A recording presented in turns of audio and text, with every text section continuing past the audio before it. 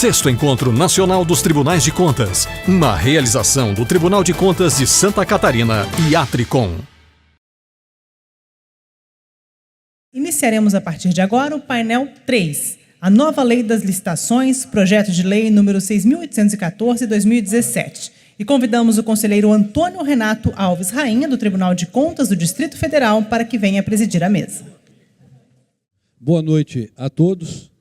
O nosso painel fala do projeto de lei que está estabelecendo a nova Lei de Licitações e Contratos Administrativos, que é o projeto de lei 1.292 de 95, no qual estão apensos vários projetos de lei. No dia 27, agora passado, teve uma tentativa de uma reunião na comissão para debate desse projeto de lei. Essa reunião, ela só foi marcada e foi cancelada imediatamente, e tem uma nova reunião marcada para o dia 4 de dezembro. A Lei 8666 de 93, que é por muitos considerada anacrônica, atrasada, ela será substituída, se for aprovado, por esse projeto de lei e depois por essa lei. E esse é o momento de nós analisarmos se esse projeto de lei realmente é uma evolução da Lei 8666 de 93, ou se esse projeto de lei torna a lei ainda mais burocrática, como algumas pessoas já manifestaram. Então, eu vou chamar os três expositores. Inicialmente, nós teríamos um debate, mas, tendo em conta o adiantar da hora, nós vamos ter apenas 3 exposições. Então, eu chamo inicialmente o professor Joel de Menezes Neighbor,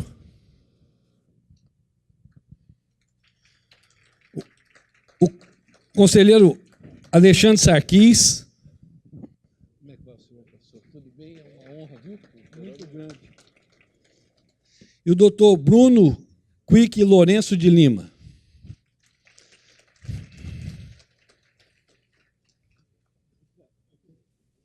Tá bom? Tudo bem?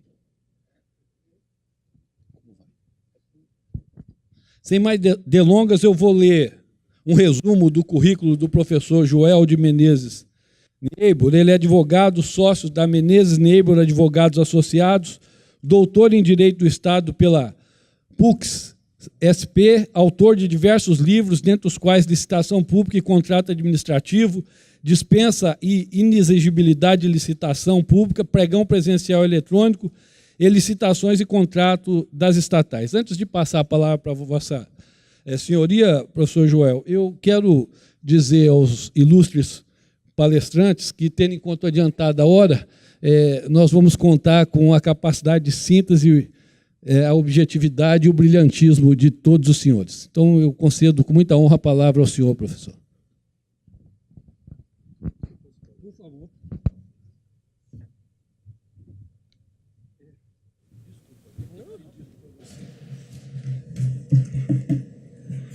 Boa tarde a todos. Eu gostaria de cumprimentar os meus colegas de mesa, na pessoa do senhor presidente. Gostaria de cumprimentar todos os presentes, agradecer o convite que me foi formulado pela Atricom, pelo Tribunal de Contas do Estado de Santa Catarina, na pessoa do seu presidente, conselheiro Dado Xerém. Bom, em razão do adiantado da hora, eu vou começar logo a minha palestra, sem maiores formalidades. Enfim, como é que passa isso aqui? Oh, passou. Tá. Então, nova lei de licitações, né? Um projeto para uma nova lei de licitações. É lá que passa. Eu preciso voltar. Bom, na minha percepção, o sucesso, o êxito de um processo de contratação pública, que envolve licitação e contrato, deve ser medido em razão de 4 fatores: qualidade, preço, celeridade e retidão. São 4 variáveis para aferir se um processo de contratação foi bem ou não, se ele é eficiente ou não, se ele é exitoso ou não. Na minha percepção, no Brasil, hoje nós vamos muito mal. E nós vamos muito mal nesses quatro aspectos. Eu acho que nós contratamos coisas com péssima qualidade, a administração pública paga mais caro do que paga a iniciativa privada, leva um tempo enorme para fazer licitação e para tomar qualquer providência que seja pertinente aos contratos administrativos, e de retidão, não vou nem falar, basta abrir os jornais todos os dias. Então, não estamos bem. Licitação pública e contrato administrativo não é uma matéria que nós vamos bem. Eu trouxe aqui alguns dados que, na minha percepção, são sintomas, não são provas cabais, mas são sintomas dessa nossa ineficiência em licitação pública e contrato administrativo. O Tribunal de Contas da União faz um relatório das obras do governo federal. Em 2017, o Tribunal de Contas da União, nesse relatório, fiscalizou, auditou cerca de 30% das obras listadas na Lei Orçamentária da União, num montante expressivo de mais de 26 bilhões de reais. De acordo com esse relatório, foram encontradas irregularidades graves em 72 obras, dentro de 94 auditadas, ou seja, mais de 75%. Irregularidade grave significa, evidentemente, sobrepreço, superfaturamento, má qualidade da obra, direcionamento das licitações e outros defeitos, com perdão pela redundância, graves. Um outro sintoma de ineficiência. O Tribunal de Contas da União, nesse ano, prolatou um acórdão decorrente de um amplo processo de auditoria a respeito dos níveis de governança da administração pública brasileira. Um dos aspectos avaliados em relação à governança, uma das variáveis levadas em consideração, foram as contratações públicas. E, de acordo com o Tribunal de Contas da União, o nível de governança da administração pública federal em relação aos processos de contratação é baixíssimo, né? De acordo com as conclusões do Tribunal de Contas da União, 54% dos órgãos e entidades federais estão em estágio inicial de governança. Praticamente não tem governança nenhuma. 41% em estágio intermediário e apenas 5% em estágio aprimorado de governança em relação às contratações. Um outro sintoma de ineficiência, de acordo com o ranking da Transparência Internacional, o Brasil ele vem perdendo posições todos os anos e ele tem uma pontuação que se aproxima muito do que a Transparência Internacional considera um país altamente corrupto. E, evidentemente, essa corrupção bate forte em licitação pública e contrato administrativo. Um outro sintoma de ineficiência. De acordo com o relatório de competitividade do Fórum Econômico Mundial, de 138 países, o Brasil está na posição 81. Né? E esse relatório de competitividade do Fórum Econômico Mundial, ele também avalia, ele faz diversos cortes, ele avalia diversos aspectos diferentes, e um desses aspectos é o institucional. Né? A avaliação desses players econômicos mundiais sobre o papel institucional, sobre a força, sobre a estabilidade institucional dos países. E, em relação a esse aspecto, o Brasil está na rabeira, está lá no finalzinho. De 138 países avaliados, o Brasil é o número 120. Né? É uma das piores avaliações do planeta, dos países avaliados aqui no Fórum Econômico Mundial. De acordo com os entrevistados, a burocracia brasileira é apontada como o quarto maior problema do país. A corrupção é o segundo maior problema, de acordo com esses entrevistados. Um outro sintoma de ineficiência, de acordo com o estudo da CGU, a CGU fez um estudo, acho que foi esse ano, no final do ano passado, a CGU defendeu o aumento do valor do limite da dispensa de licitação e das modalidades de licitação. E nesse estudo a CGU tratou dos custos para realizar um processo de licitação pública. E ela trouxe dados à CGU amparados num estudo de 2006 do Instituto de Administração da USP. E de acordo com essa nota técnica, esse estudo da CGU, um pregão eletrônico custa cerca de R$20 mil e um pregão presencial quase R$50 mil. Isso em 2006. Imaginem quanto custa hoje. Veja quanto custa para o Brasil realizar tantas licitações, manter tanta gente, mobilizar tantas pessoas dedicadas a atender essa ordem burocrática de licitação pública e contrato administrativo. Tempo, celeridade dos processos de licitação pública e contratos administrativos.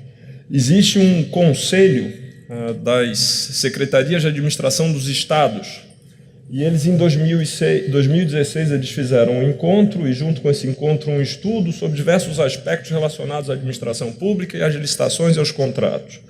E eles mensuraram, eles mediram quanto tempo os estados levam para realizar as suas licitações públicas. Eu olho para esses dados aqui, eu desconfio, eu custo até acreditar que se leve tanto tempo, né? Mas, de acordo com esse estudo, o estudo que foi publicado, leva-se quase um ano para fazer uma concorrência, né? Um pregão eletrônico leva cerca de 90 dias para ser realizado, um pregão presencial mais do que 100 dias. Me parece, a toda evidência, que levamos muito tempo para realizar licitações enfim, para tomar qualquer tipo de providência relacionada a contratos administrativos. Pessoal, hoje, em órgãos e entidades da administração pública federal, para se fazer um aditivo contratual, do momento que surge a necessidade do aditivo até o momento que o aditivo é formalizado, em alguns órgãos e entidades da administração pública federal, leva-se quase um ano para fazer um aditivo contratual. Tudo na administração pública relacionado à licitação pública e contrato administrativo caminha a passo de tartaruga, tudo é muito lento. Enfim, vamos muito mal em licitações públicas e contratos administrativos. A gente precisa repensar esse assunto. A gente precisa de um outro modelo de licitações públicas e contratos administrativos, porque esse modelo atual não funciona. Não funciona sob qualquer corte, sob qualquer aspecto que se vá analisar. Não agrada a ninguém. Vamos mal em tudo em relação às licitações públicas e contratos administrativos. Então, é oportuno nós discutirmos uma nova lei de licitações públicas e contratos administrativos. Eu não digo, eu não afirmo que todos os nossos problemas relacionados às licitações públicas e contratos administrativos decorrem da lei 8666/93. Ela não é a causa de todos os problemas, mas ela contribui para esses problemas. Ela não é a causa e, portanto, uma lei nova sozinha também não vai essa lei nova resolver todos os problemas. Uma nova lei não é a panaceia dos problemas nacionais e das licitações públicas e dos contratos. Mas uma nova lei ela pode sim contribuir para que se encontre um outro modelo e para que se realmente alcance eficiência em licitação pública e contrato. Esse projeto que tramita no Congresso Nacional já foi aprovado no Senado Federal, ele está na Câmara dos Deputados, o deputado relator João Arruda apresentou um substitutivo antes das eleições e, enfim, traz várias novidades, vários aspectos, várias novas ferramentas, mecanismos que podem ser utilizados pela administração pública de modo a encontrar eficiência. Eu queria destacar alguns aspectos. Há um reforço muito grande na parte de planejamento das licitações, exigência de um plano anual de contratação, exigência de estudo técnico preliminar, análise de risco, se prevê pré-qualificação permanente, registro de preço permanente, diálogo competitivo, contratação semi-integrada, certificação, saneamento de defeitos em propostas e documentos de habilitação, reserva de mercado, utilização de licitação pública como instrumento de política pública. Essa proteção aos nacionais, essa margem de preferência aos nacionais pode chegar, de acordo com esse projeto, até 50% do valor da proposta do licitante estrangeiro. Então, há um enrijecimento em relação a isso. Aumenta-se os limites da garantia contratual. Hoje, em regra, é 5%, passa a 20%, podendo chegar a 30%. Então, é outro ponto polêmico. O procedimento fica muito parecido com o procedimento do pregão, lances, inversão de fases. Enfim, há uma série de aspectos, há uma série de pontos nesse projeto que são interessantes, que podem contribuir para uma melhora na eficiência dos processos de licitação e de contratos. Eu não gosto desse projeto. Ok, nós avançamos, há melhoras, mas na minha percepção é insuficiente. A minha avaliação sobre hoje o que nós temos de licitação pública e contrato é muito ruim, é muito negativa. Repito, nós vamos mal em tudo. Nós precisávamos, né, essa oportunidade, um novo projeto, uma oportunidade para que nós instituíssemos um novo modelo de licitação pública e contrato. Nós precisamos de um outro mindset sobre licitação pública e contrato. Esse anteprojeto que está no Congresso Nacional, ele, enfim, traz avanços, ok, melhora aqui, melhora acolá, mas também traz outros problemas. Ele não vai romper com o modelo, com a sistemática atual, vai ficar muito parecido com o que está. E essa é a principal crítica que eu ouço na academia, entre pares, professores e pessoas que escrevem e que refletem sobre licitações públicas e contratos. É um novo projeto, é uma nova lei, mas esse projeto tem uma cara de 8666/93. Não é 8666, mas tem aquele jeitão de 8666/93. Aquele projeto muito longo, detalhado, não é sistêmico, contraditório, extremamente burocrático, extremamente enrijecido em relação à administração pública. Essa é a principal crítica. É uma nova lei, mas um negócio, na essência, muito parecido com o que nós temos. E muito parecido com o que nós temos significa o quê? Vai contribuir muito pouco para resolver o nosso verdadeiro problema. Nosso verdadeiro problema, na minha percepção, é de modelo. Repito, nós precisamos de um outro modelo de licitação, nós precisamos de um outro mindset de licitação pública. E eu gostaria aqui, para encerrar a minha fala, de trazer alguns aspectos, algumas notas, o que eu entendo que seria importante, por onde nós poderíamos caminhar para encontrar eficiência nas licitações e contratos. 5 pontos, brevemente. Primeiro, controle rigoroso, compromisso absoluto da administração pública e do controle com o inadimplemento da administração pública. No ano passado, ou retrasado, o Tribunal de Contas do Estado do Paraná promoveu um encontro sobre licitações públicas e contratos, eu participei, e no final do debate, um conselheiro do Tribunal de Contas fez a seguinte pergunta, disse assim: Joel, ok, aqui o debate, mas a gente aqui do Tribunal de Contas nós queremos acertar, nós queremos melhorar. Na tua compreensão, né, o que nós podemos fazer, o que mais falta nós fazer, o que nós podemos fazer para melhorar com o que nós temos hoje? Combater o inadimplemento da administração pública. Às vezes as pessoas não se apercebem o quanto isso faz mal para a administração pública. Contratar com a administração pública hoje é muito arriscado. O risco de inadimplemento é enorme. Se a administração pública não paga, não acontece nada com ela. O sujeito que contratou com ela fica de mãos atadas. Se ele propor uma ação judicial de cobrança, ele fica anos, décadas discutindo judicialmente. Ele fica entregue, ele está nas mãos do administrador público. Isso é muito arriscado. O mercado precifica esse risco. A administração pública paga muito mais caro em razão disso. Então nós precisamos ter esse compromisso, acabar com o inadimplemento da administração pública. A administração pública, se ela quer bons parceiros, ela precisa, se ela quer parceiros que lhe respeitem, ela precisa respeitar os seus parceiros em primeiro lugar. E hoje, de fato, ela não faz isso. Então, esse é o primeiro ponto. E uma nova lei poderia ajudar muito em relação a isso, poderia contribuir muito em relação a isso. Controle sobre o adimplemento. Olha, o contrato foi celebrado, tem um orçamento, esse orçamento tem que ser respeitado. Foi feito empenho, aquele dinheiro está lá vinculado àquele contrato, isso não pode ser usado em outra coisa. Tem um prazo para pagar, tem um prazo para medir, tem um prazo para pagar. Hoje em dia o sujeito não mede no prazo, não acontece nada. Eu não sei se algum tribunal de contas olha isso. Eu não conheço ninguém que olhe. Né? Olha, se um tempo para medir, não mediu, bate lá na... O que aconteceu aqui? Por que isso não mediu? Tem um tempo para pagar, não pagou no tempo devido. Por que não pagou? Atrasou 40 dias para pagar a fatura do contrato. Por que atrasou 40 dias? Essa informação se tem. Todo mundo tem essa informação. Só que não se faz nada com isso. Não se olha para isso, não se faz um efetivo controle sobre isso.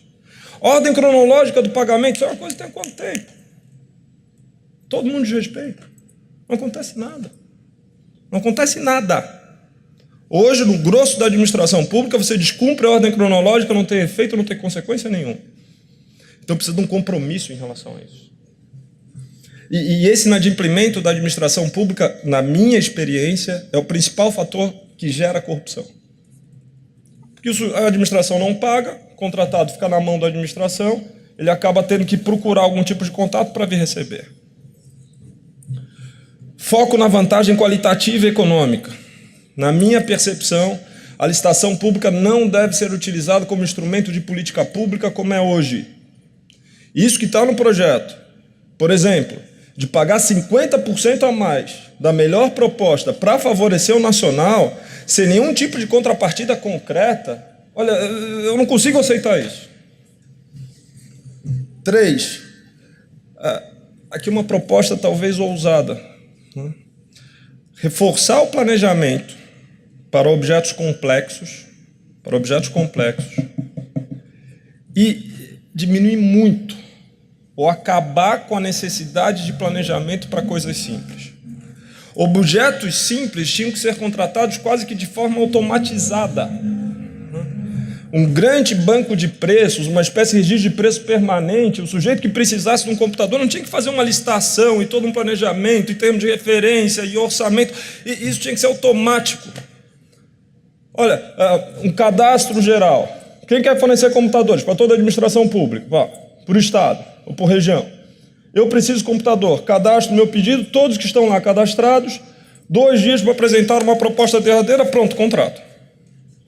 A gente ia caminhar para alguma coisa nesse sentido. Os objetos simples, a gente precisava de um procedimento de contratação que fosse muito simplificado. Repito, para realizar um pregão presencial, de acordo com os dados da USP, em 2006, custava R$50 mil.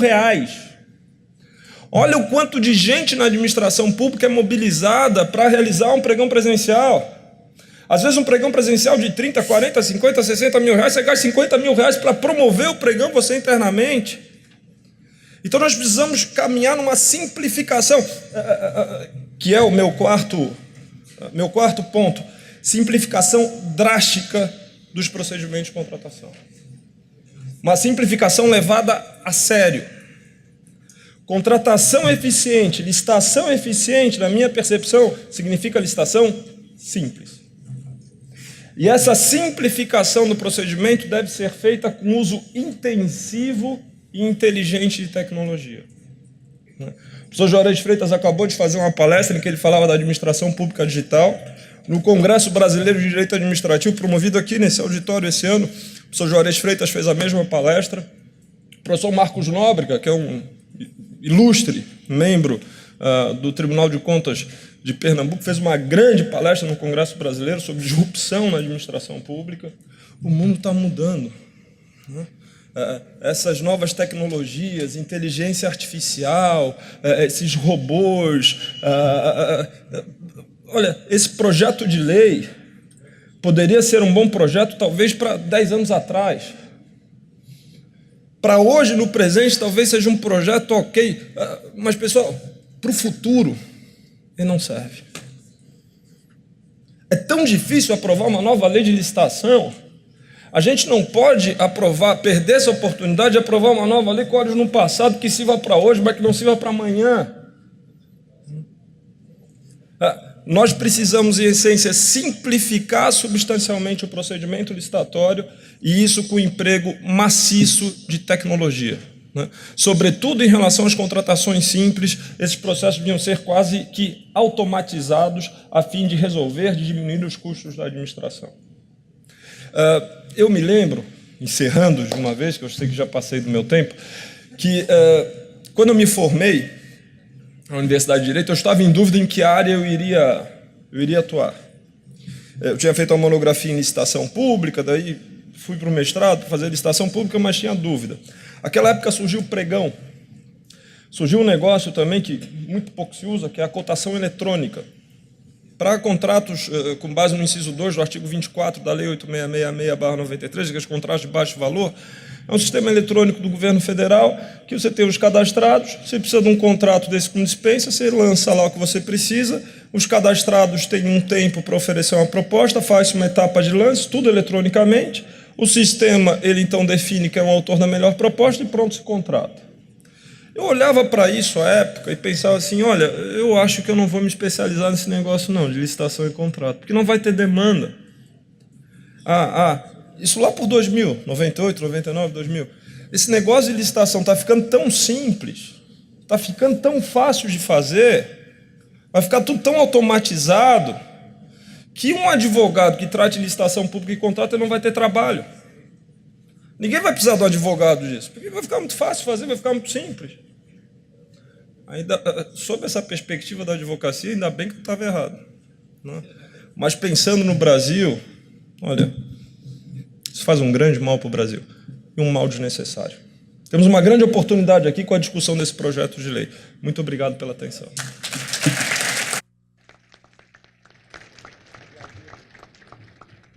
Agradeço ao doutor Joel Menezes.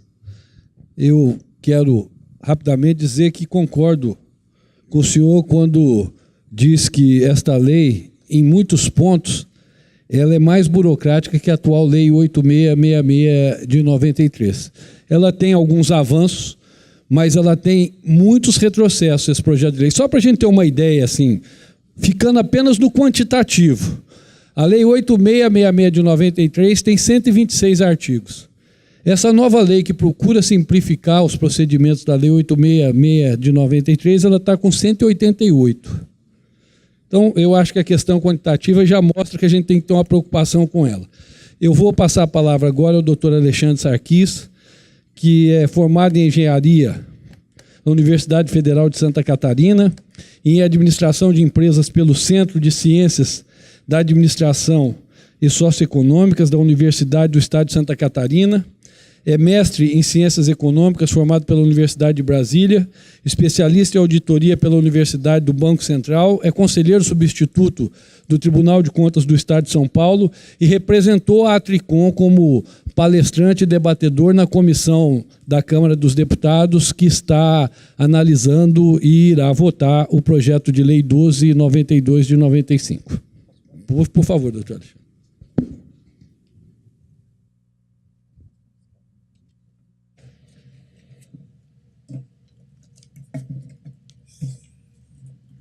Agradeço, presidente Renato Rainha, presidente Fábio, prazer o seu convite e ter ido lá na Câmara dos Deputados.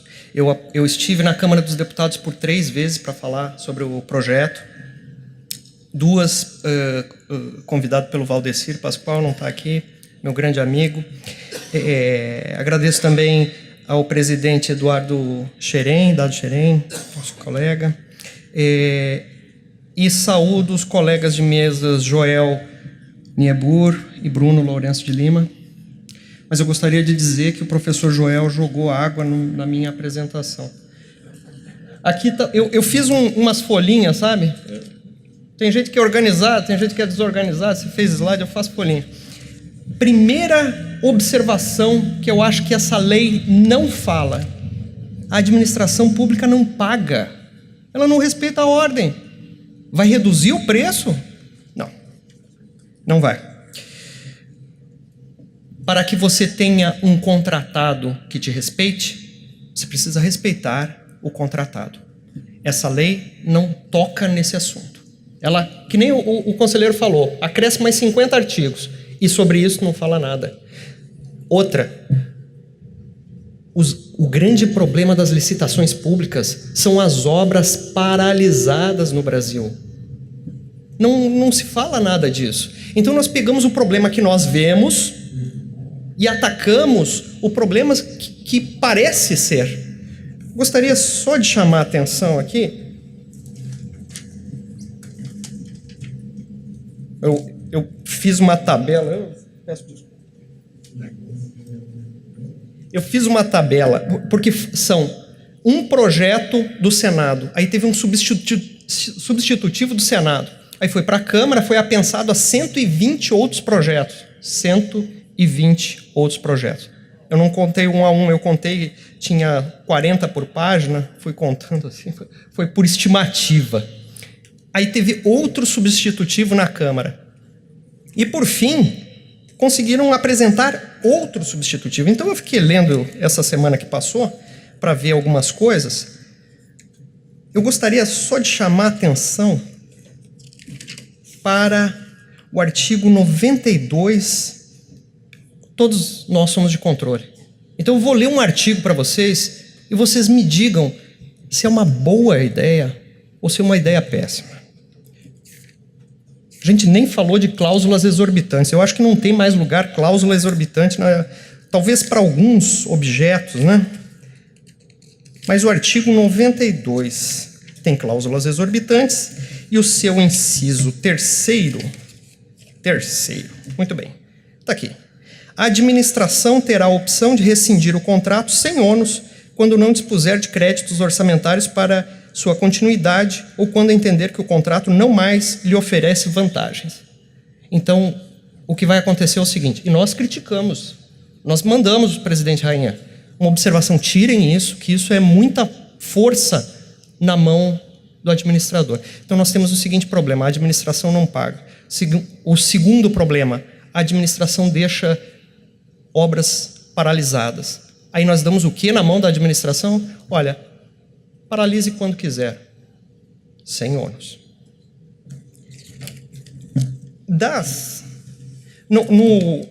No grupo de trabalho que elaboramos a última manifestação da Atricom,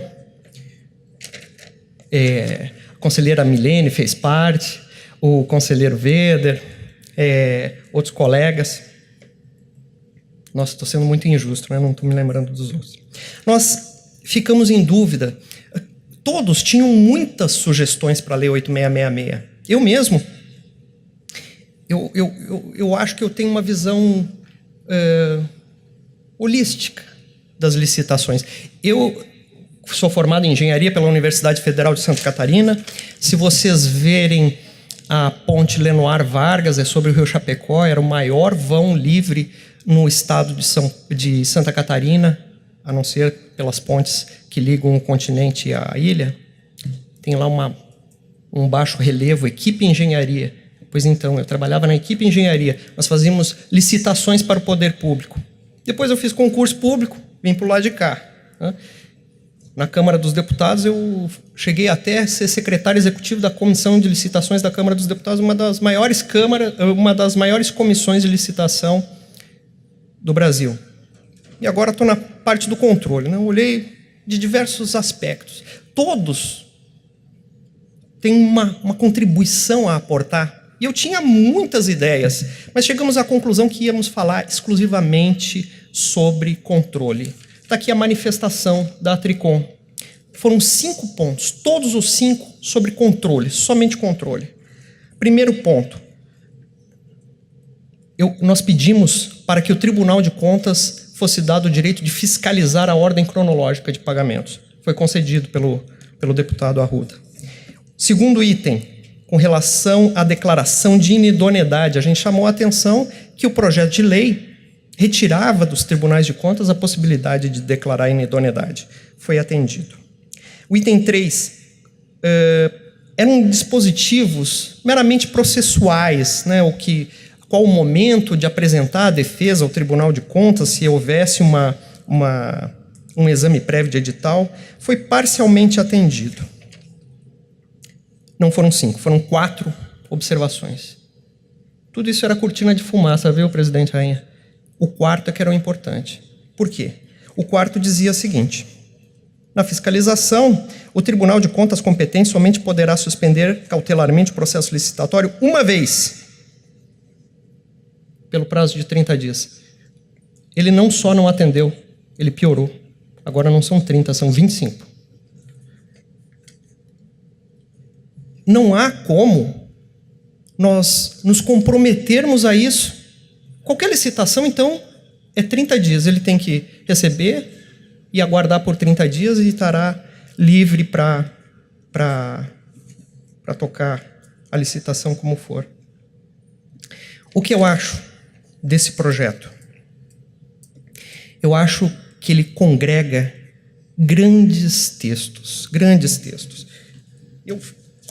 No avião, Uma amiga minha me disse que mesa desorganizada é cabeça organizada, mas no meu caso eu acho que é mesa desorganizada, cabeça desorganizada. Eu peguei no avião, eu tinha lido o projeto de lei, mas eu me lembrava de memória quais os pontos que eu achava interessantes. Daí eu passei vendo aqui diversos trechos que são muito, muito interessantes. Redações que eu mesmo não pensaria. Redação a respeito do parecer jurídico, que hoje é um rolo. Hoje, o parecer jurídico é prévio e autorizativo. Então, se o procurador disser que a licitação não pode prosseguir com a licitação, paralisa. Não tem nenhuma subterfúgio para a administração pública. O outro é a forma de estimar os preços. A estimativa de preços, eu acredito que nós estamos fustigando os administradores. Nós aceitamos poucos mecanismos de prova de preço. A lei vem trazer diversas alternativas. Eu acho isso muito positivo. Outros pontos eu acho que poderia ter evoluído mais, como o das cooperativas.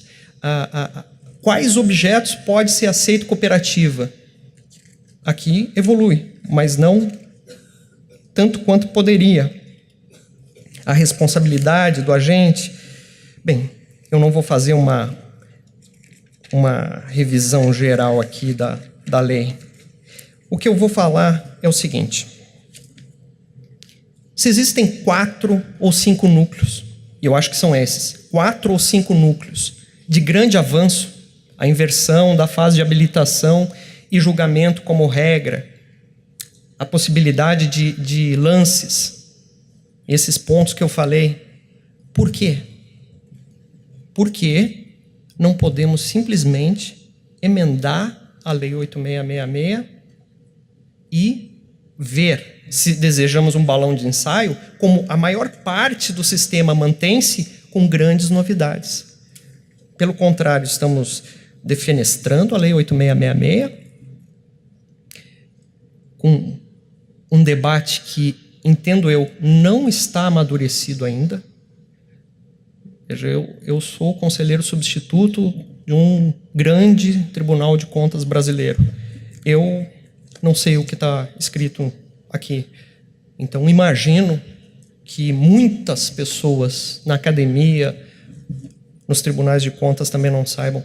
É esse tipo de balão de ensaio que a gente quer incutir na sociedade no momento que ela clama mais por controle, por ética, por governança, e ainda mais deixando claro que o Tribunal de Contas vai ser somente o último passo, né? O Tribunal de Contas que foi um grande auxiliar das licitações. Se existem exageros, nós precisamos identificar quais os exageros e mudar esses pontos. O professor Joel comentou um outro detalhe muito interessante também. Ele comentou que a Lei 8666 é excessivamente burocrática. Tinha um item aqui que eu achei muito interessante, se não me engano é o artigo 40. Ele fala que existe uma intangibilidade do conteúdo da proposta, né? Se a proposta vem com um vício, você não pode alterar.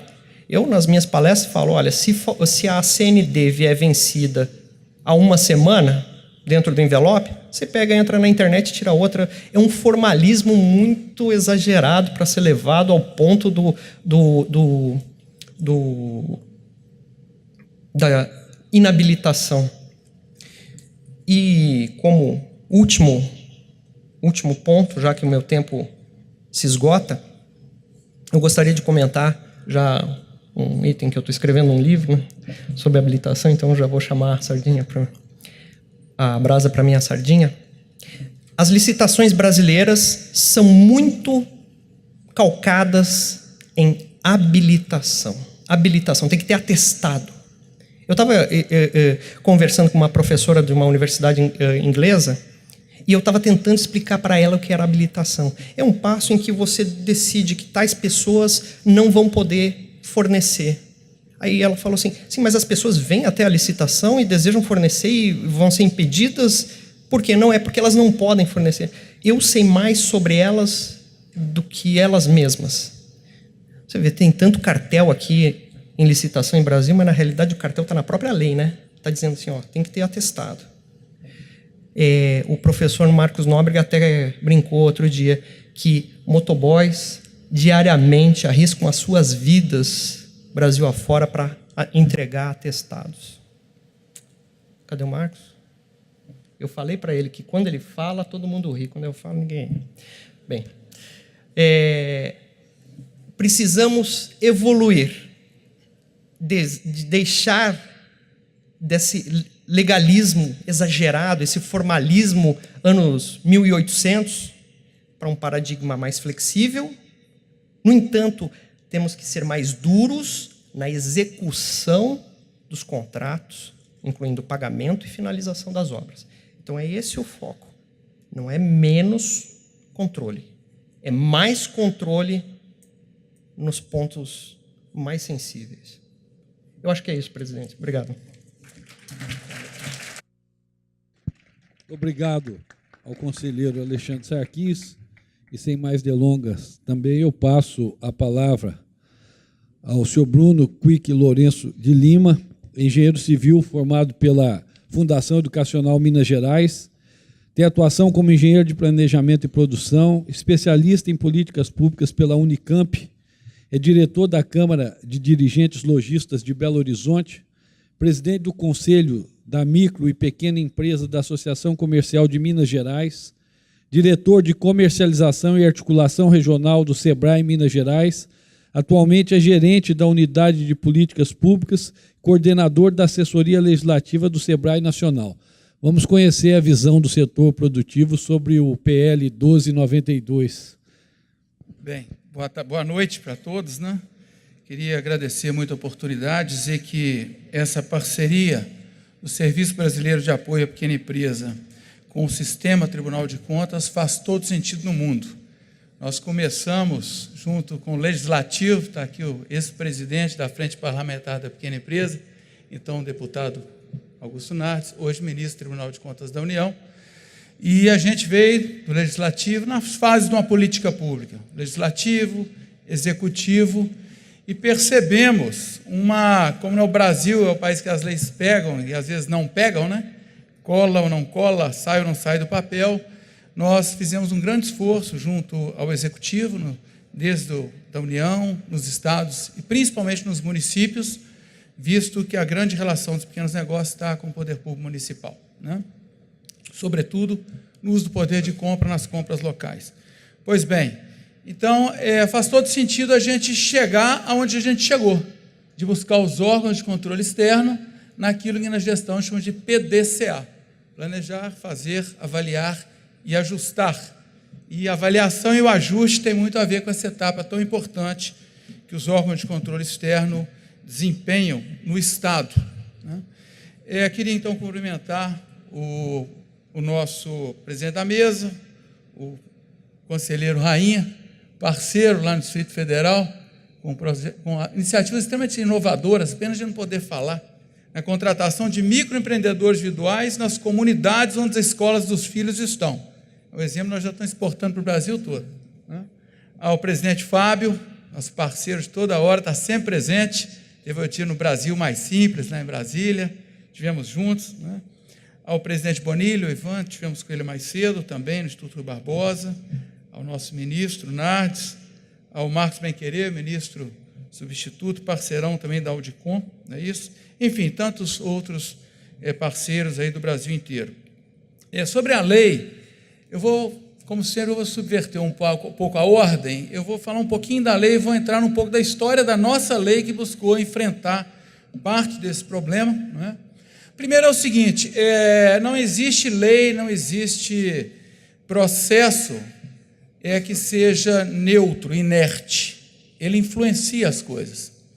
E o que a gente percebe, foi muito bem explorado pelos palestrantes que antecederam, esse processo de acessar as oportunidades de contratação do Estado brasileiro, na verdade, esse processo é mais uma barreira de entrada, é mais uma barreira de acesso, é mais uma barreira entre aqueles que almejam oportunidade, a prosperidade e a efetivação dessas oportunidades. Isso não é neutro, isso muda. O jeito que as coisas são feitas influenciam muito os resultados, a gente observa isso nos processos de contratação, né? O SEBRAE, né, que a gente fala, não posso cair na tentação de contar casos, senão vai estourar o tempo. Mas estive ontem na audiência pública dos museus. O museu pegou fogo, lembraram do SEBRAE para pegar o dinheiro do SEBRAE. E a justificativa não é o dinheiro, porque o SEBRAE ele não está na 866, é muito mais ágil. Lê do engano. Os simples princípios do 8666 trazem uma morosidade muito grande sem trazer a correspondente qualidade. Então, para ter qualidade, demora muito e põe muito em risco, de fato, a efetividade das coisas, em contratar aquilo que é a melhor solução para aquele problema que se tem. A pequena empresa, nós conseguimos um avanço muito grande, não é isso? Nosso, então, presidente da frente, que iniciou o processo, entregou na mão do presidente, à época, uma proposta, mas, do ponto de vista processual, pouca coisa a gente conseguiu, porque cai no pregão, né? Ou na compra de pequeno valor, na dispensa, ou, no máximo, a inversão de fase, que agora esse projeto está na lei no pregão e está nesse projeto agora, no máximo, a inversão de fase. Passou daí, é o tratamento tradicional. Ainda assim, vou mostrar rapidamente essa relação causa e consequência, no caso da nossa experiência, né? E aí a gente vê um projeto que fala em garantia de até 30%, tudo custa. Uma garantia para tomar um empréstimo, um crédito bancário, custa, tem um custo, né? Então, essa garantia para acessar uma oportunidade, aquele pequeno terá mais um custo, para além do custo de vencer todo o processo burocrático que nós temos. O deputado João Arruda, nós tivemos uma interação muito grande para enfrentar um problema que o nosso ministro Nardes deu muita ênfase, é o desvio no empate ficto, que falsas pequenas empresas estão usando o empate ficto. Então, trabalhamos muito com os setores atingidos para coibir o desvio, porque o instrumento é muito positivo, né? Mas estamos estarrecidos com essa exigência por dentro das garantias. Então, o projeto nos causa preocupação também, como os que antecederam colocaram, tem alguns avanços interessantes, mas aí eu gostei muito da explanação, né, que foi trazida pelo Dr. Joel Menezes. O Einstein diz que a insanidade é fazer as coisas do mesmo jeito e esperar resultado diferente. Ainda que não seja rigorosamente do mesmo jeito, o jeitão é o mesmo, é o feio arrumadinho, né? Parece muito a 8666, deu ali um cortezinho de cabelo, fez alguma coisa, mas o conceito não mudou. E o Brasil está pedindo mudanças mais estruturantes ou mais estruturais. Então, nós precisamos, de fato, olhar o conceito, do conceito modelo, do modelo uma arquitetura, da arquitetura as regras de negócio, e aí sim, a gente saber exatamente que plano de voo é esse, para onde vai nos levar. Então, achamos que é muito insuficiente, esperou-se tantos anos, está vendo, é de 95 o primeiro projeto que está pensado, né? Depois de tanto tempo, vamos fazer isso, tanto esforço para isso, me lembra de novo da lei geral, era só melhorar o simples, mas tanto esforço só para isso. Nós temos então um conjunto, um verdadeiro estatuto, né? Então eu vou rapidinho, eu vou voar só mesmo para mostrar um pouco o que eu queria trazer. Quando a gente tem que ter muita clareza, que pano de fundo é esse, o que a gente quer promover. Aí, no caso também, o doutor João Menezes falou que não gosta muito da coisa da política pública e o uso do poder de compra. Quando fica muito discricionário, começa a complicar. Quando começa a ficar antieconômico, começa a complicar. Na lei da pequena empresa, a pequena empresa pode cobrir o lance da outra. Mas, recentemente foi dada autorização para sobrepreço. Para ser sincero, nós do SEBRAE nem trabalhamos muito para efetivar esse dispositivo. A gente acha que o grande efeito da pequena empresa é a concorrência. Ela concorre, ela aumenta a concorrência, e é nisso que a gente acredita, ela competir para vencer. Pois bem, então nós estamos falando de um universo enorme de empresas, uma importância fundamental, num país que tem hoje 12 milhões e meio de desempregados, não pode descolar desse pano de fundo. Então, o uso do poder de compra dos pequenos tem a ver com isso, não é? Então, 1/3 dos brasileiros, por necessidade, na maioria deles, está buscando o empreendedorismo. Outra coisa muito importante é a escolaridade desse pessoal. Então, começa uma lei cheia de artigos. Quando é que esse camarada vai ter acesso a essa oportunidade? É uma barreira de acesso, sim. E muito importante do jovem. Nós somos gente jovem, gente que não tem paciência. Se demorar para carregar uma imagem no telefone dele mais do que 10 segundos, ele joga no chão e vai esperar os prazos que o nosso palestrante mostrou. E a gente mostra que, apesar de todas as complicações, alguns capítulos da lei foram muito bem sucedidos. O de compras foi também, mas quando a gente descortinou, limpou a burocracia de pagar imposto, olha o que acontece com a formalização de negócio no Brasil, inclusive dos microempreendedores individuais, que em Brasília se dá preferência para reformar as escolas, uma prática maravilhosa. E a gente começa a ver a relação causa e efeito, causa e efeito. A mortalidade das empresas que estão no Simples é menos da metade do que as empresas que estão fora do Simples. Olha aí o resultado, não é? Então a gente tem que pensar coisas lógicas, bem feitas, para levar a resultados interessantes. E hoje a gente vê uma crítica, que o Simples é a maior desoneração, né, o gasto tributário do Brasil, 80 bilhões. Mentira!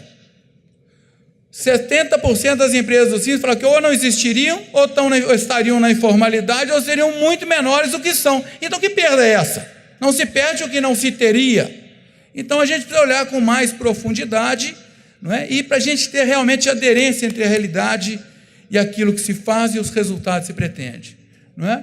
E nós então começamos a trabalhar. Outro capítulo importantíssimo, tão sensível quanto as compras públicas, que é a questão da segurança, no registro, funcionamento e baixa de empresas. Nós estamos avançando e o Brasil virará uma página, já está virando, nós subimos várias posições no Doing Business, com um sistema criado na lei, que vai usar tecnologia da informação, linearidade, unicidade, usar e abusar de TI. E outra coisa, o cidadão não tem culpa se o Estado se divide em 3 entes federados e 22 mil órgãos considerados as prefeituras. Isso é um problema interna corporis do Estado. O cidadão tem que ter uma relação um Estado, um cidadão, uma empresa, um Estado. Então, um trabalho enorme, vem dando resultados animadores. Precisamos que os tribunais se aproximem desse tema, basicamente usando lógica. O bom da engenharia trabalha com lógica o tempo inteiro. O que tem alto risco, mais atenção do Estado. O que tem baixo risco, orientação clara, confiança, assunção de responsabilidade, pisou no tomate, punição. Então é um simples exercício lógico. E estamos desenhando todo um modelo para questões de saúde, vigilância sanitária. Olha a gravidade. Incêndio e pânico. Será que é mais grave? A contratação é tão grave, mas não consigo entender que seja mais nem menos. Então a gente tem condição de avançar. Nós estamos fazendo uma verdadeira revolução usando esses princípios, por exemplo, na questão de saúde e pânico, meio ambiente. Os órgãos ambientais estão discutindo formas de ser mais eficaz. Nada gera tanta destruição do meio ambiente quanto a pobreza, não é? Esgoto nos rios, lixo jogado, enfim, esse abismo de oportunidades.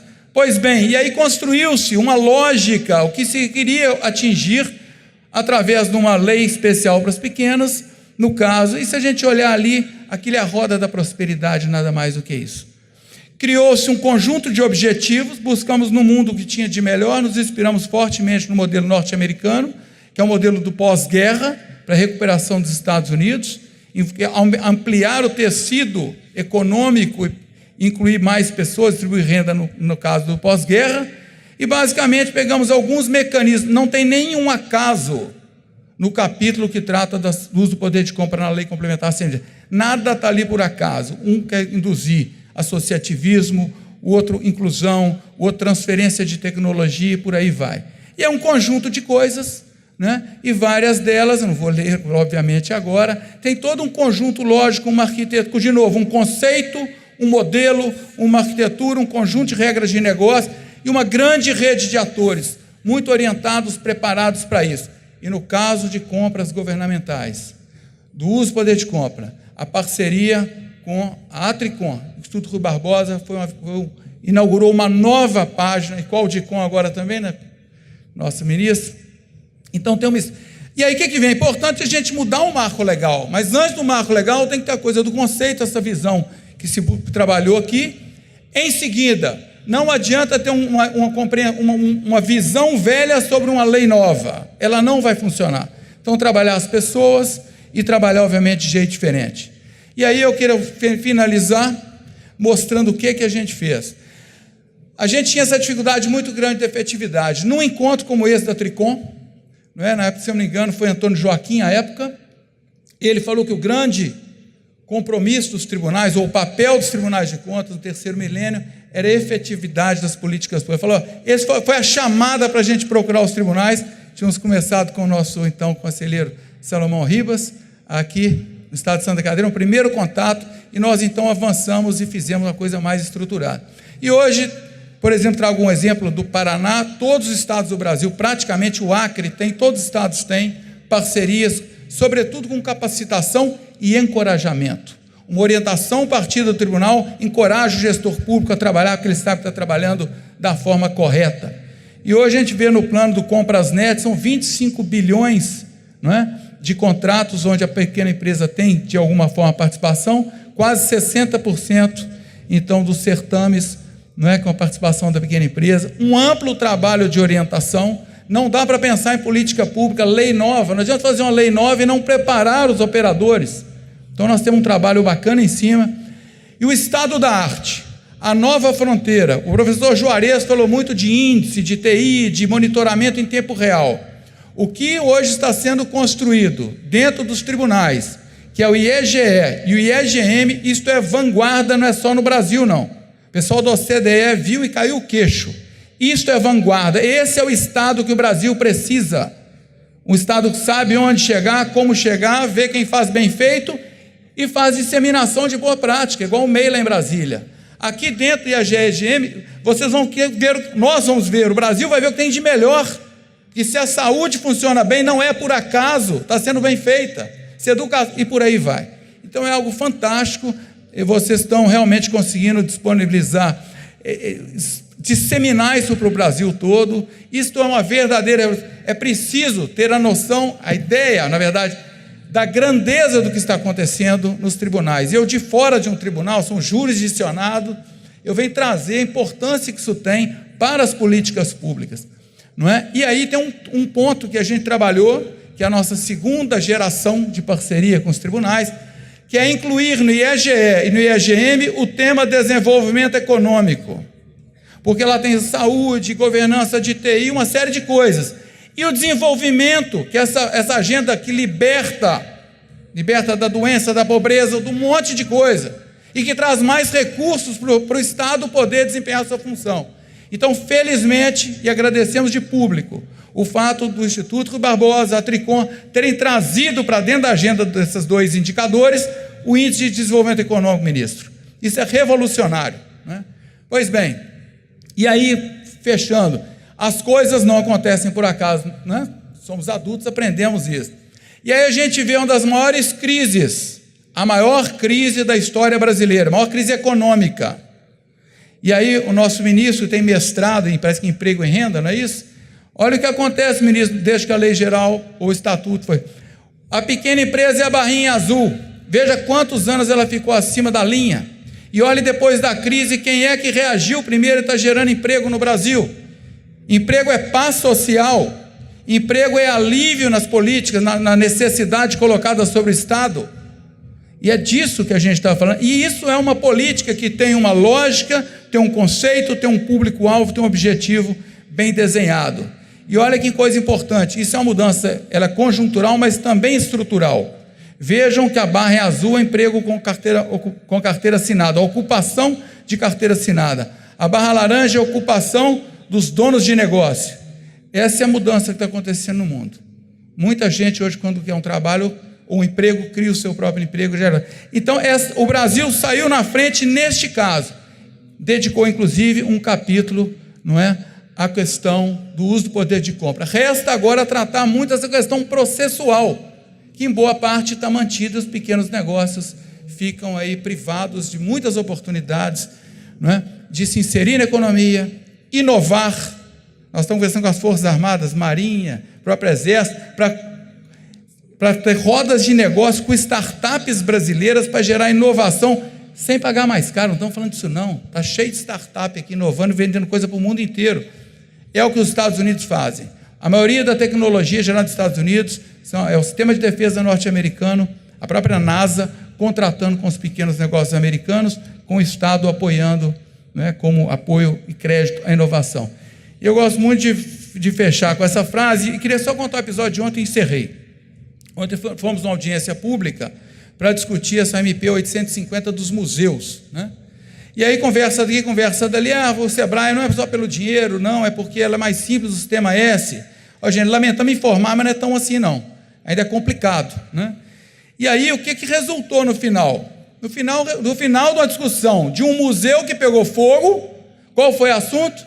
Criar um regime especial de contratação para museu, que eles não conseguem contratar um especialista, alguém para recuperar um acervo, para construir uma estrutura especial. Então veja, até na questão do museu que pegou fogo, a agenda chegou nisso, e uma das determinações da comissão, propor um sistema diferenciado de contratação para os museus do Brasil. Então, gente, se para o passado nós estamos precisando de mudar a lei de licitação, imagina para o futuro. Então, agradeço novamente e vamos ver se a gente melhora esse projeto de lei. Obrigado. Agradeço ao doutor Bruno, aos demais palestrantes, doutor Joel, conselheiro Alexandre Sarquis. Parabenizo a Atricom e o TCE de Santa Catarina, nas pessoas dos seus presidentes Fábio Túlio e Dado Xerém, bem como a todos os organizadores deste evento magnífico. E vamos encerrar o painel, mas antes de entregar uma lembrança aos nossos palestrantes, e lembrar aos senhores e às senhoras que a cerveja vai chegar no ponto, mas ainda temos a palestra do ministro Nardes, que é o tempo da cerveja chegar no ponto para a gente descer lá para a festa. A do Joel.